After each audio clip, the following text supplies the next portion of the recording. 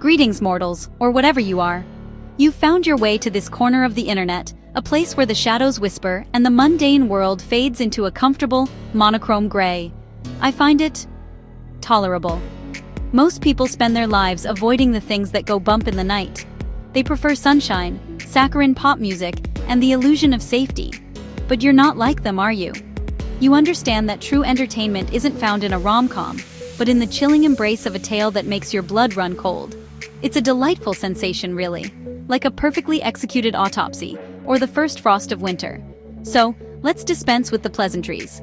They're a waste of perfectly good oxygen.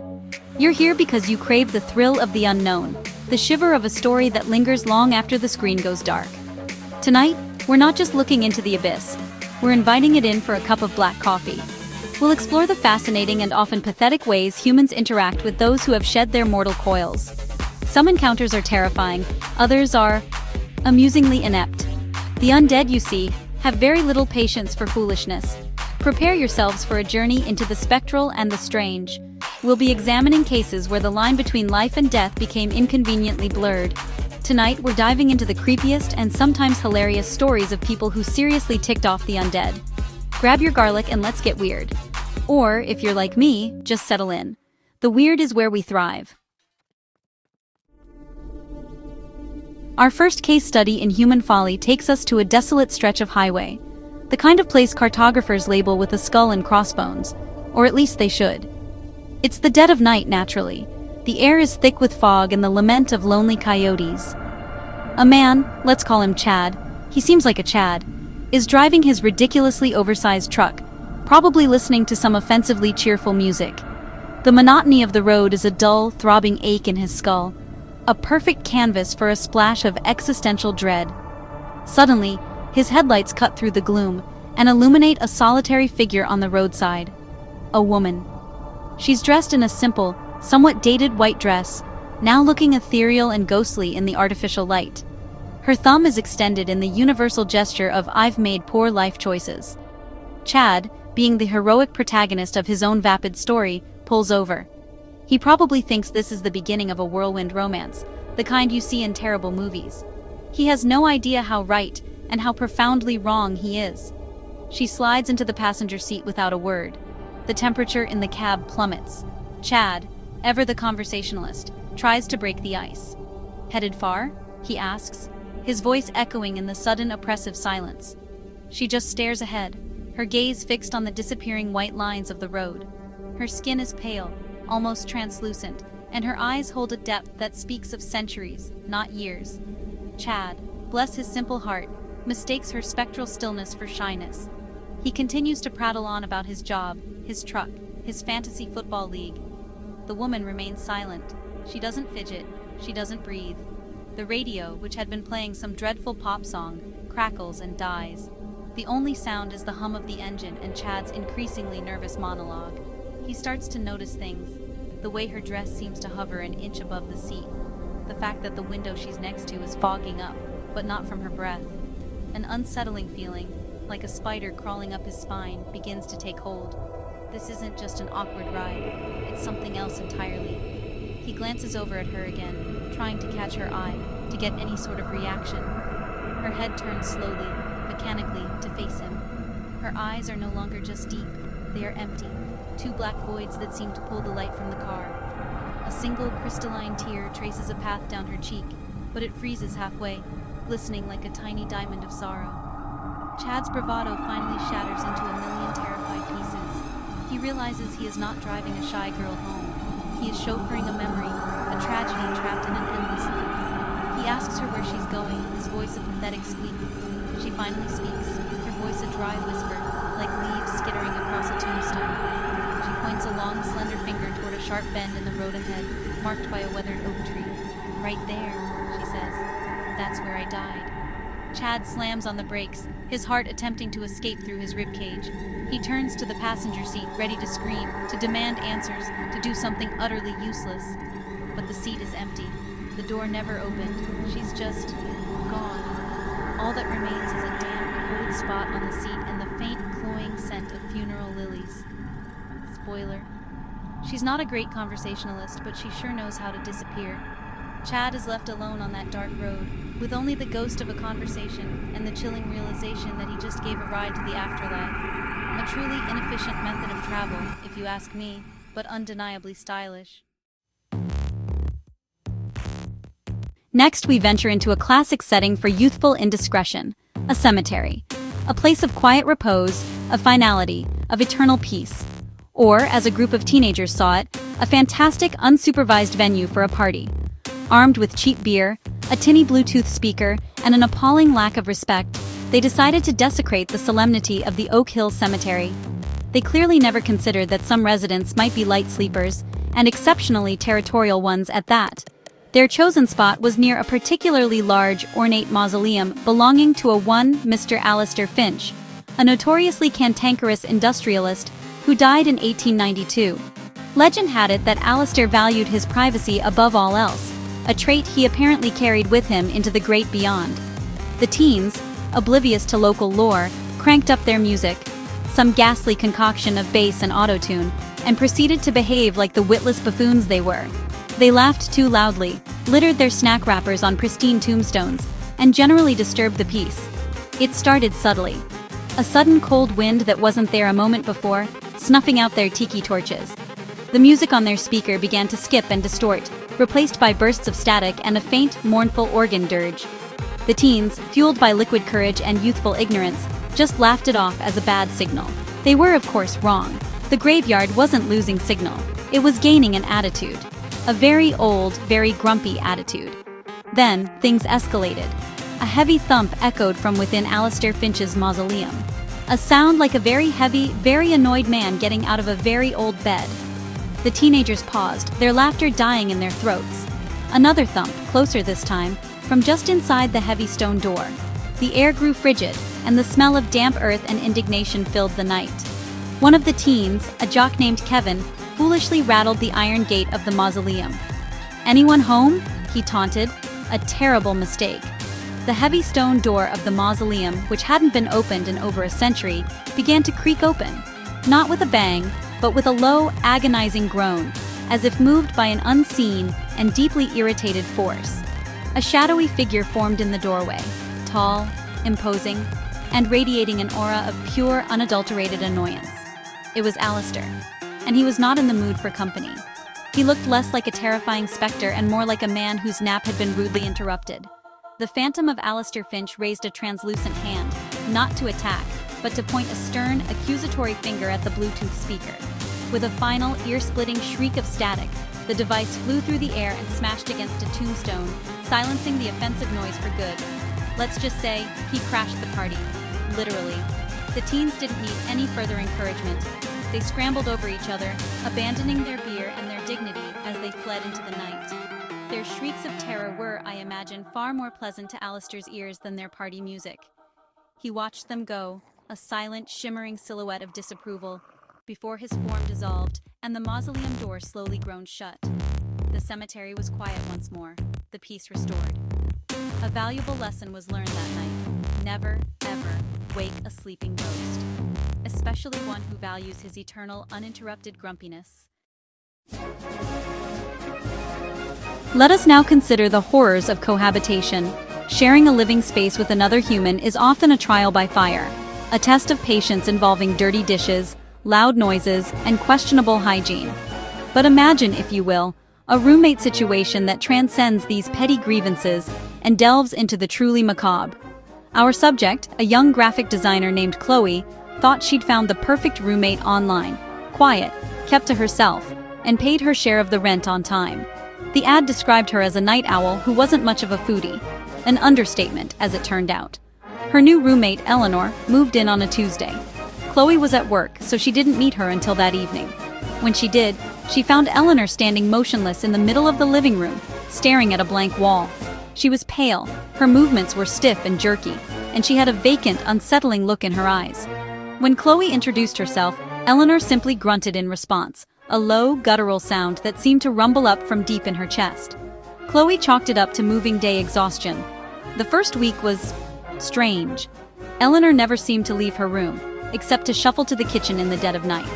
Chloe would hear her, a slow, rhythmic dragging sound, followed by the fridge opening. But nothing was ever eaten. The food remained untouched. Eleanor never used the shower, never watched TV, never had friends over. Her only activity was a constant, low moaning that emanated from behind her closed door, a sound that kept Chloe awake for hours. Ever had a roommate who never does the dishes? Try one who never sleeps, never eats, and moans all night. Chloe started to get seriously concerned. She tried talking to Eleanor, knocking on her door only to be met with more moaning and the occasional thump against the wood. The apartment began to acquire a peculiar odor, a sweet, earthy smell like old meat and damp soil. Chloe's friends stopped coming over, complaining about the creepy vibe and the weird smell. The breaking point came one morning when Chloe woke up to find the front door wide open. Panicked, she checked Eleanor's room. It was empty, but on the floor she found a muddy footprint, and next to it, a tattered old newspaper clipping. It was an obituary for an Eleanor Vance, who had died 2 years prior, in a tragic hiking accident. The photo in the obituary was unmistakably her roommate. Chloe's blood ran cold. She wasn't living with a weirdo, she was living with a corpse. She immediately pieced it all together. The shuffling, the moaning, the lack of eating or sleeping, the smell. Eleanor wasn't a night owl, she was undead. A zombie, a surprisingly tidy one, but a zombie nonetheless. The rent money, she discovered, was coming from an automatic trust fund payment. This story proved some leases are scarier than others. Chloe didn't even bother giving notice. She packed a bag, left the keys on the counter, and never looked back. I have to admire Eleanor's commitment to her financial obligations, even in her post-mortem state. It's a level of responsibility one rarely sees, even among the living. Still, I imagine the landlord had some very interesting questions when it came time to show the apartment again. One can only hope he listed quiet, non-living tenant in the next advertisement. It's only fair. In our modern age of relentless self-documentation, the selfie has become a ubiquitous ritual. People contort their faces and angle their phones in a desperate quest for validation. It's honestly a pretty pathetic spectacle. But for one young woman, let's just call her Madison, this vapid pastime led to, well, a brush with the paranormal. She was visiting an antique shop, one of those dusty mausoleums of forgotten things, when she spotted a beautiful, ornate mirror. It had this heavy, dark wood frame, intricately carved with what looked like weeping willows and skeletal fingers. Naturally, her first instinct wasn't to appreciate its Gothic craftsmanship, but to see how her face looked in it. So, she pulled out her phone, struck a pose, the ubiquitous and, let's be honest, moronic duck face, I believe, and snapped a photo. She admired the result for a moment, clearly pleased with the vintage aesthetic the tarnished silver of the mirror provided. She posted it to her social media with a caption like, "Feeling old school vibes," and, thought nothing more of it. The vanity of the living really is boundless. Later that evening, she was scrolling through her photos when she looked closer at the mirror selfie. In the background, reflected in the dark, cloudy glass, was something she hadn't noticed before. Peeking out from behind her own shoulder was a hand. It wasn't her hand. It was long, emaciated, and gray, with bony fingers and jagged broken nails. And, it was waving. A slow, deliberate wave, as if saying hello from a place very, very far away. A cold dread washed over Madison. She zoomed in, her heart pounding against her ribs. There was no mistaking it. It was a skeletal hand, attached to a shadowy, indistinct arm that seemed to just fade into the gloom of the antique shop behind her. She frantically checked the other photos she took that day. It wasn't in any of them. Only in the one taken in front of that specific mirror. The hand was there, clear as day, a spectral guest in her vapid portrait. She tried to rationalize it. Maybe it was a trick of the light, or a smudge on the mirror, maybe a mannequin in the background. But the more she looked, the more undeniable it became. The fingers were just too thin, the skin too gray, the wave way too intentional. It was honestly a photobomb from beyond the grave. She felt a phantom chill, as if the cold glass of the mirror was pressing against her back. The old-school vibes she had so cavalierly captioned were more authentic than she could have ever imagined. Terrified, Madison deleted the photo, as if erasing the image could erase the experience. But the memory was seared into her mind. Every time she looked in a mirror now, her eyes would dart to the background, half expecting to see that bony hand waving back at her. She never went back to that antique shop. The lesson here is, twofold. First, Antique mirrors have seen things, things you really don't want to see. They are not props for your fleeting vanity. Second, and more importantly, not all photobombs are from the living. Some entities, trapped between worlds, simply want to be seen, to be acknowledged. Or perhaps they just have a morbid sense of humor. Either way, Madison learned that day that some reflections are best left uncaptured. Her quest for the perfect selfie led her to an imperfect and terrifying truth. You're never truly alone in your photos. Ambition and bad taste often go hand in hand. This was certainly the case for a young, upwardly mobile couple, the Millers, who purchased a dilapidated Victorian mansion. They saw it not as a piece of history to be preserved, but as a fixer-upper to be gutted and remade in their own sterile, minimalist image. They dreamed of granite countertops, open-concept living, and a color palette consisting entirely of beige. A truly horrifying vision, honestly. They were, however, not the only ones with a vision for the house. The original owner, a stern Victorian widow named Lady Beatrice Blackwood, had died in the house in 1901. She was a woman of impeccable if severe taste, and she had loved her home with a fierce, possessive passion. A passion that, it seems, death could not extinguish. As the Millers began their renovations, which is to say their systematic destruction of history, Lady Beatrice began to make her displeasure known. The first sign was the wallpaper. The Millers had decided to cover Beatrice's beloved dark damask walls with a hideous shade of greige. The morning after they painted the parlor, they came downstairs to find the new paint peeling off in long, curling strips, revealing the dark damask underneath. On the wall, written in what looked like soot, were the words, "Simply ghastly." They blamed it on moisture and poor quality paint, their ignorance a shield against the truth. The spectral pranks grew more pointed. The couple's modern, stainless steel appliances would turn on and off at random. The minimalist furniture they ordered would be found rearranged into tight, unwelcoming clusters each morning.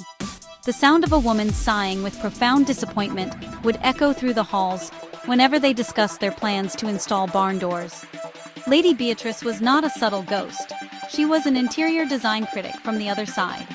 The climax of her campaign came when Mrs. Miller decided to host a housewarming party to show off their progress. She laid out a spread of tasteless appetizers on her new quartz island. As guests arrived, a chill descended upon the kitchen. The lights flickered violently. A decanter of red wine levitated from the counter, tipped over in midair, and poured a perfect blood-red stain all over the pristine white floor tiles. It was a statement piece. A collective gasp went through the party. Then, from the top of the grand staircase, a shimmering, translucent figure appeared. It was Lady Beatrice, in full Victorian morning dress, her face a mask of cold fury. She pointed a long, ghostly finger at Mrs. Miller and her beige cardigan. Her voice, like the rustle of dry silk, echoed through the silent room. "This," she declared, "is an abomination." The guests and the Millers finally understood. The party ended, rather abruptly. The Millers put the house back on the market the next day, citing creative differences with the original architecture. Lady Beatrice, her point having been made, presumably resumed her peaceful, well-decorated afterlife.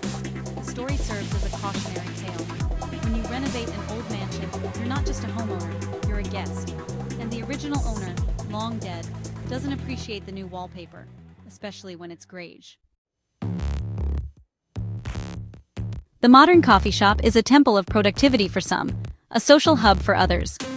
For our next subject, a freelance writer named Julian, it was simply a place to acquire the caffeine necessary to function.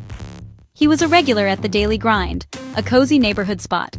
He always ordered the same thing, a large black coffee. But one Monday morning, he noticed a new face behind the counter. A young man, unnervingly pale, with dark circles under his eyes that spoke of more than just a late night. The new barista, who wore a name tag that simply read Vlad, moved with a slow, deliberate grace that was almost hypnotic. He never seemed to blink. When Julian approached the counter, Vlad gave him a slow, thin-lipped smile that didn't quite reach his sunken eyes. Feeling adventurous, and perhaps a bit morbid, Julian decided to make a joke. "I'm dead on my feet this morning," he said. "Give me your darkest, most life-draining roast. A bloody latte, if you will." Vlad's smile widened, revealing slightly too sharp canines. "An excellent choice, sir," he hissed, his voice a low, sibilant whisper. "One bloody latte, coming right up." Julian chuckled, appreciating the barista's commitment to the bit. He watched as Vlad prepared the drink, not with the usual clatter of the espresso machine, but with a quiet, unnerving precision. He used a dark, viscous syrup from an unmarked black bottle, and when he steamed the milk, the resulting foam was a startling shade of crimson. He presented the cup to Julian. Swirled into the red foam was a perfect, delicate image of a bat. Julian was impressed. "Wow, nice latte art," he said. Vlad simply nodded. "A specialty of the house," he replied. Julian took a sip. It was surprisingly good. Rich, coppery, with a strange metallic tang he couldn't quite place. It was also incredibly invigorating. He felt a surge of energy, a clarity of mind he hadn't experienced in years. He became a convert. Every morning, he'd order a bloody latte, and every morning, Vlad would serve it with that same knowing, predatory smile. Julian's productivity soared. He wrote pages and pages feeling tireless, brilliant. But he also started noticing side effects. He developed a severe aversion to sunlight. His reflections started to look faded, and he found himself craving steak, cooked as rare as possible. He was, quite literally, dying to get his coffee fix. The truth dawned on him one evening when he saw Vlad leaving work. He didn't get into a car or onto a bus. He simply transformed into a cloud of black mist and drifted away into the night sky. Julian's jaw dropped. His favorite barista wasn't just eccentric, he was a vampire. And his bloody latte wasn't just a clever name. The secret ingredient wasn't a fancy syrup. It was, well, let's just say it was locally sourced. Julian stopped going to the daily grind. He switched to tea. It took weeks for the cravings and the sun sensitivity to fade. Turns out the new barista is dying to serve, literally. It adds a whole new layer of meaning to the term graveyard shift. A chilling reminder to be careful what you wish for, especially when you're ordering from someone named Vlad. Halloween, a night when the veil between worlds is at its thinnest, a time for costumes, candy, and celebrating the macabre. For a group of college students, it was the perfect excuse to throw a massive bash in their off-campus house. The music was loud, the decorations were tacky, and the costumes ranged from clever to deeply uninspired. The house was packed with superheroes, witches, and at least a dozen people in inflatable dinosaur costumes. It was chaotic, it was loud, and it was about to get a very unexpected guest. Amid the throng of costumed revelers, one figure stood out, though at first, no one could say why.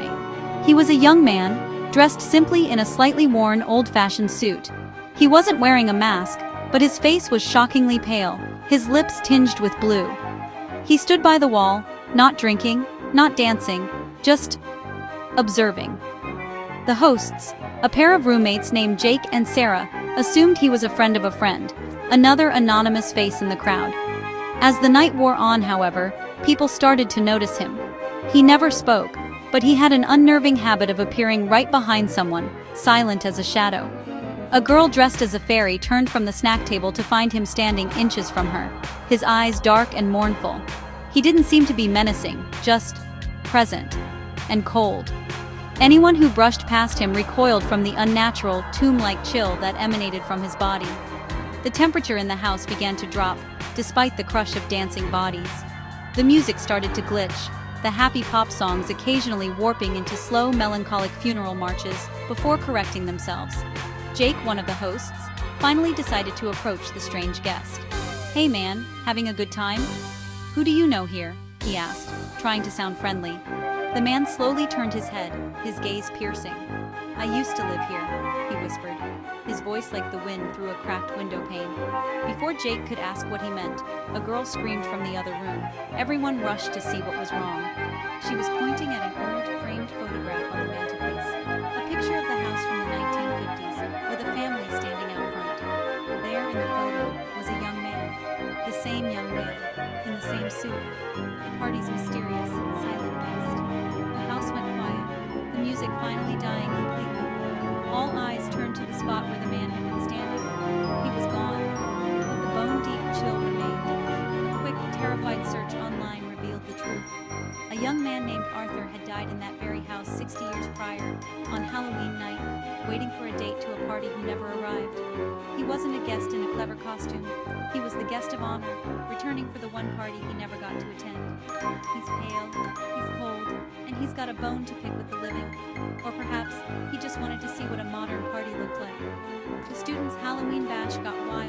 guess no one invited showed up. They learned that on Halloween, you should always be prepared for an extra guest, especially one who has been waiting for an invitation for over half a century. And so, our time together draws to a close. We've peeked into the lives and afterlives of a few unfortunate souls and the entities they manage to annoy. From grumpy ghosts who value their peace and quiet to lonely phantoms just looking for a party, it's clear the undead are a diverse and often misunderstood demographic. They have standards, they have preferences, and they really don't appreciate bad taste in wallpaper or terrible party music. It's a sentiment I can certainly get behind. Hopefully, these tales have provided you with a pleasant shiver, a moment of dark amusement in your otherwise bright and tiresome existence. If you found this exploration of the macabre adequate, then do the thing with the buttons. Like the video, and subscribe for more journeys into the shadows. It ensures that this content finds its way to other discerning individuals, and not the unwashed masses who wouldn't appreciate it anyway. Feel free to leave a comment detailing your own encounters if you must. I might even read them. Until we meet again, carry these lessons with you. The world is far stranger than most people are willing to admit, and a healthy dose of fear is simply a sign of a functioning nervous system.